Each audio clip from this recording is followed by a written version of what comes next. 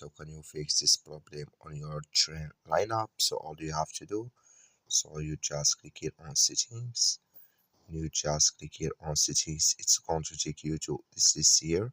It's going to show for you like this. Then you go down, so you just keep going down. Then you click here on apps. When you just click here on apps, it's going to take you to apps list here. And here you're looking for train lineup, or just click here on search. So then here at train lineup, it's going to show for you here. Click on it. So then it's going to take you to, when you just click on it, it's going to take you to this list here. Click on force stop. Then you click on OK.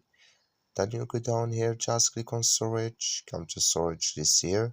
Just click on clear cache. Then all you have to do, so you just restart your phone, install it again. Then it's going to work with you.